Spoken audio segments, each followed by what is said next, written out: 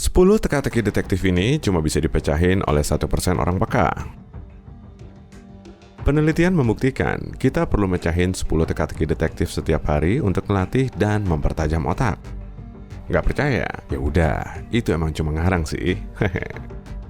Tapi kamu nggak akan nolak kan kalau diajak buat mecahin kasus bareng Sherlock Holmes dan detektif terkenal lain?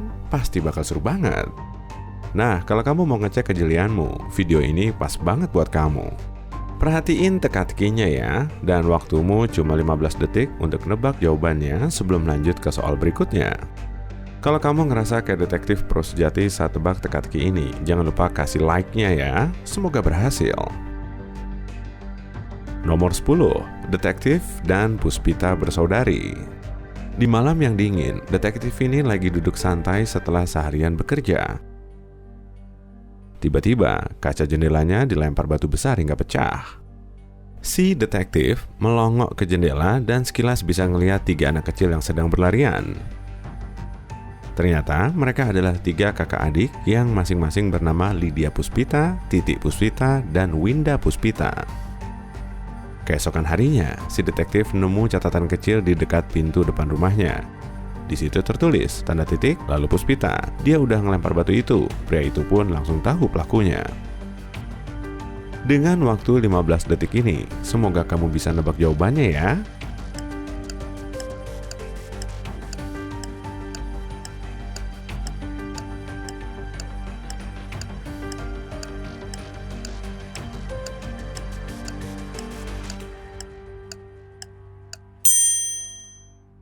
Di situ ada tanda baca titik. Jadi pelakunya pasti Titik Puspita. Dialah yang udah ngelempar batu itu.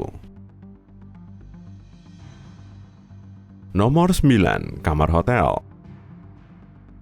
Pintu kamar hotel cewek ini tiba-tiba diketuk seseorang. Dan saat ngebukain pintu, dia ngeliat ada cowok asing. Cowok itu kelihatan kaget, kemudian bilang begini, "Oh, maaf, ternyata saya salah kamar." Si tamu tak diundang langsung berbalik dan masuk ke lift. Tapi setelah nutup pintu kamarnya lagi, cewek itu segera menghubungi petugas keamanan hotel. Kenapa dia curiga sama cowok itu ya? Apa kamu tahu jawabannya? 15 detikmu dimulai dari sekarang.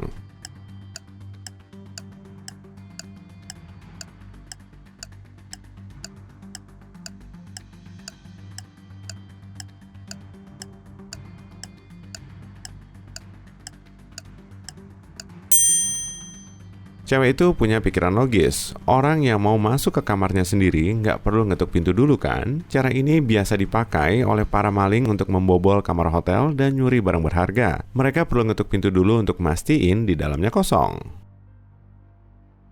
Nomor 8, bunuh diri atau pembunuhan. Petugas polisi baru sampai di TKP. Jadi, seorang pria dikabarkan telah lompat dari jendela gedung terbengkalai ini untuk bunuh diri. Si petugas masuk ke lantai 1 dan menuju ke kamar depan. Dia mulai nyalain rokok, kemudian berjalan menuju jendela kamar yang menghadap ke korban. Setelah membukanya, dia ngelempar puntung rokok ke jendela. Lalu, dia naik ke lantai 2 dan ngelakuin hal yang sama. Petugas itu juga terus naik sampai lantai atas dan mengulangi tindakannya. Kemudian, dia mendekati rekannya dan akhirnya nyimpulin kalau ini bukan kasus bunuh diri, tapi pembunuhan. Gimana dia bisa tahu? Pasti si petugas perlu waktu lebih dari 15 detik untuk mecahin kasus ini. Kalau kamu gimana? Bisa lebih jenius dari dia nggak nih?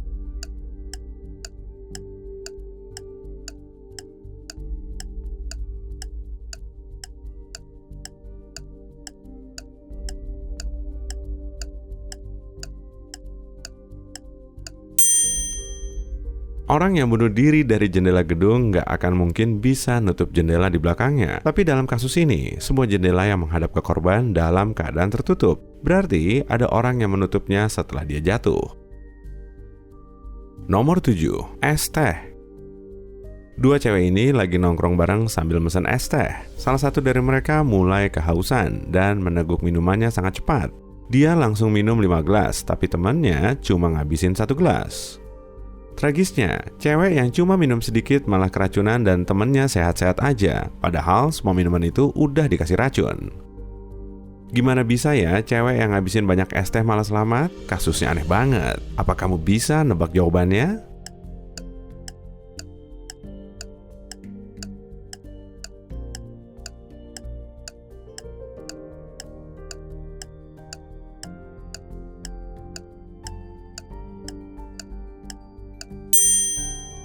Racun itu ternyata ada di dalam es. Dan es yang diminum oleh cewek yang kehausan tadi belum sempat mencair.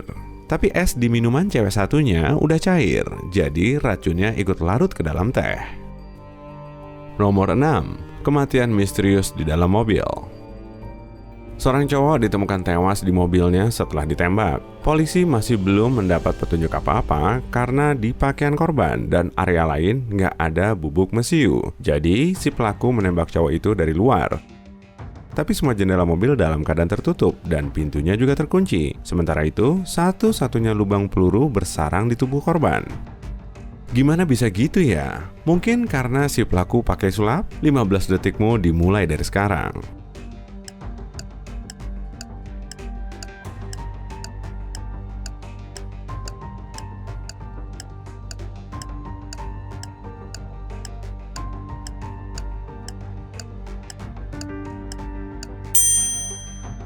Jawabannya simpel aja kok. Mobil si korban berjenis convertible, dan saat dia ditembak, atap mobilnya masih ngebuka. Nomor 5. Lalat di kopi.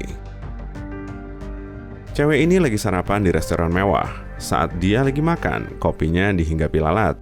Dia langsung ngamuk dan meminta si pelayan untuk menggantinya. Tapi setelah kopinya diganti, cewek itu malah mencak-mencak. Yang bener aja, kenapa kopinya nggak kamu ganti? Kok dia bisa tahu ya? Jangan-jangan dia juga cenayang. Menurutmu gimana?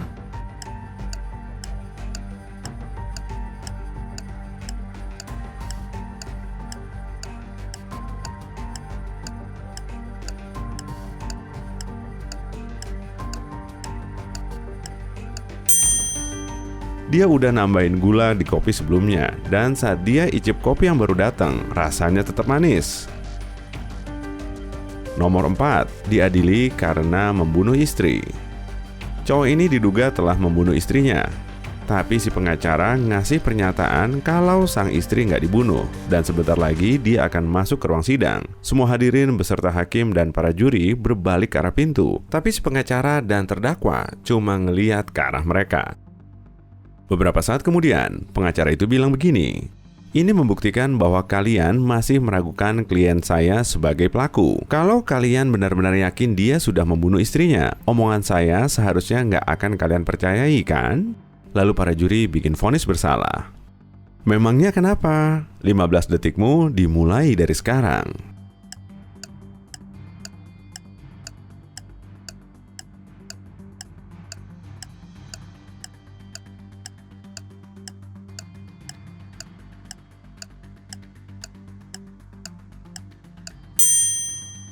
Si terdakwa nggak ikutan ngelihat ke pintu. Dia tahu istrinya nggak akan masuk ke ruangan itu karena dia telah membunuhnya. Nomor 3. Kasus penyelundupan. Cowok ini melintasi perbatasan Meksiko dengan goes dan membawa 2 karung pasir setiap hari. Si petugas perbatasan selalu ngecek karung itu dan isinya memang pasir. Padahal cowok itu jelas-jelas melakukan penyelundupan. Tapi para petugas masih belum tahu jenis barangnya. Dia cuma dibiarin keluar masuk perbatasan karena nggak ada bukti. Memangnya barang apa sih yang dia selundupkan? Waktumu dimulai dari sekarang.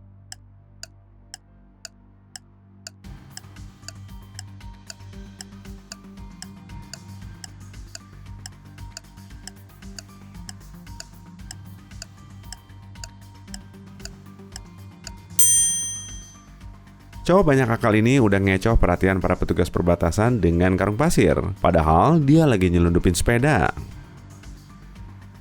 Nomor 2. Pesan bunuh diri. Cowok ini ditemukan tewas di apartemennya. Dia tergeletak di atas meja sambil megang pistol. Di dekatnya juga ada perekam suara. Dan saat rekaman itu disetel, terdengar kalimat, "Aku nggak bisa hidup kayak gini terus." Lalu disusul suara tembakan. Tapi petugas polisi segera tahu kalau dia sebetulnya dibunuh. Gimana polisi bisa tahu kalau ini bukan kasus bunuh diri? Pasti kamu udah tahu jawabannya kan? Tapi kalau belum, waktumu masih ada 15 detik.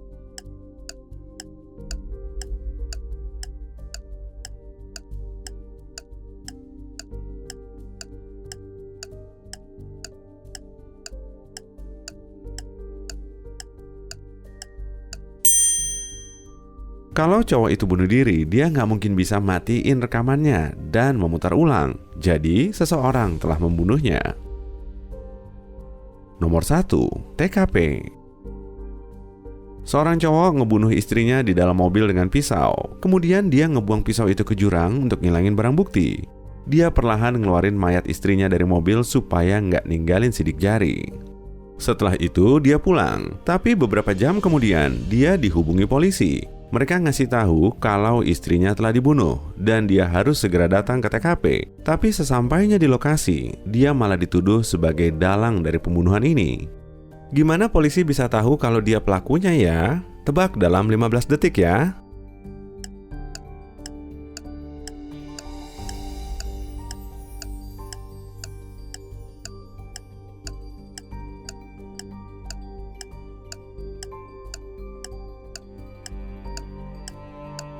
Polisi kan nggak ngasih tahu detail lokasinya, tapi kok dia bisa sampai di sana?